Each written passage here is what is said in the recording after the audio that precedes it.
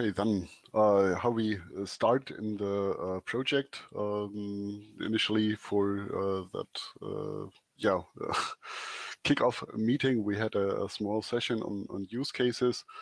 And out of those use cases, we also make up our minds about the possible system architectures.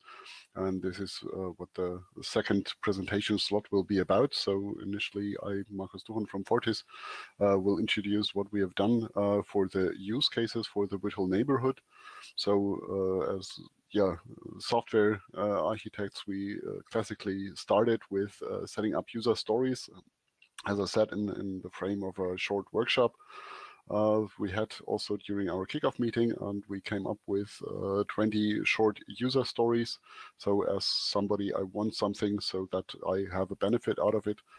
And during the first couple of weeks and the first month, we generated out of those 20 user stories, 9 use cases with appropriate descriptions and different workflows, and also boundary conditions and acceptance criteria for the 4 main stakeholders we identified. So operators, some service providers, also participants within that virtual community, and also for the policymaker who also has a certain interest in stable networks. Out of those 9 use cases, we identified 3 to be the most relevant, and which we also tried to implement and also implemented within our virtual demonstrator.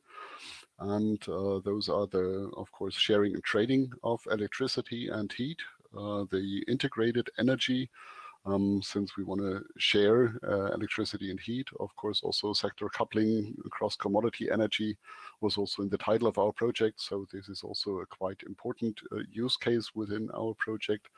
And of course, as Mark Oliver also introduced in our objectives, energy management systems with AI-based decision-making in order to really participate at those envisioned market we had in mind when building those virtual environments.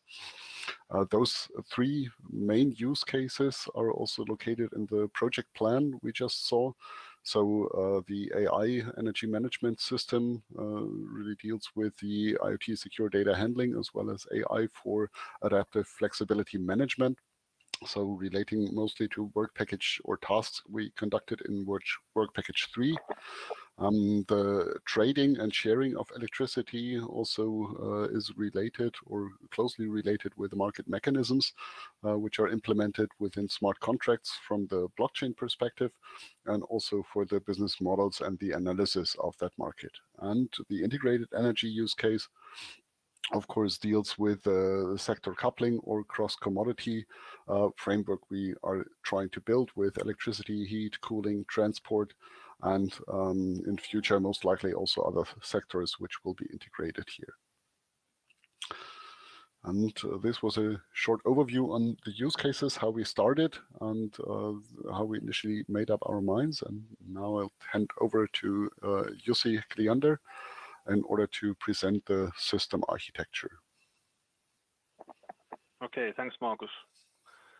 So the next step in the project after the use cases was to design the system architecture for the decent and mainly for the ICT enablers we were researching and developing in the project. So in this presentation, I will present the system architecture using 2 viewpoints. One for the context view, which kind of shows the main external systems and stakeholders that are interacting with the decent system. And then the next view is on functional viewpoint, which kind of decomposes the system into functional components. So like you know, the decent system is targeted for local areas, for neighborhoods and districts, and especially for situations where we have different or multiple energy vectors, like for example district heating and electricity that are used together, for example in heating of the buildings. And then the DECent system needs to get a lot of measurement data, of course, through the building from the building infrastructure, as well as send different type of control commands to the building automation, home automation systems, as well as other type of local energy systems. Then, of course, important stakeholder is the consumers and prosumers that either live in the buildings or own the buildings. And for them, the DECent system provides automated flexibility and energy management.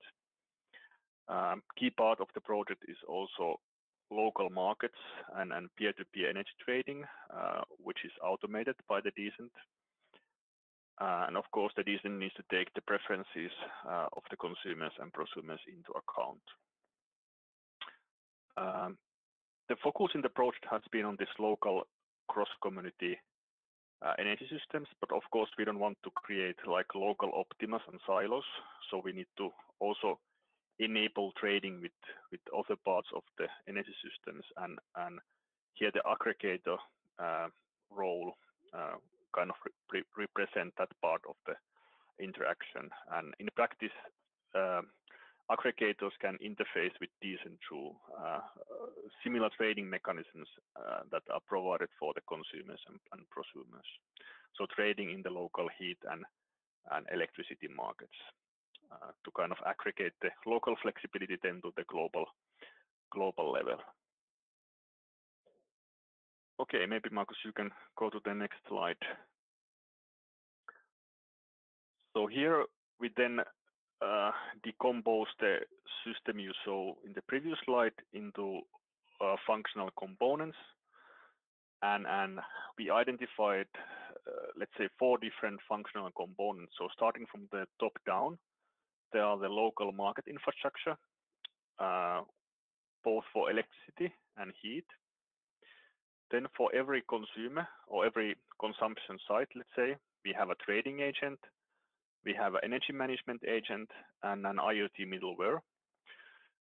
The trading agent is the part that tries to maximize the value of flexibility for every prosumer and consumer by trading in the local markets. Then we have the energy management agent, which is basically provides the automated flexibility and energy management.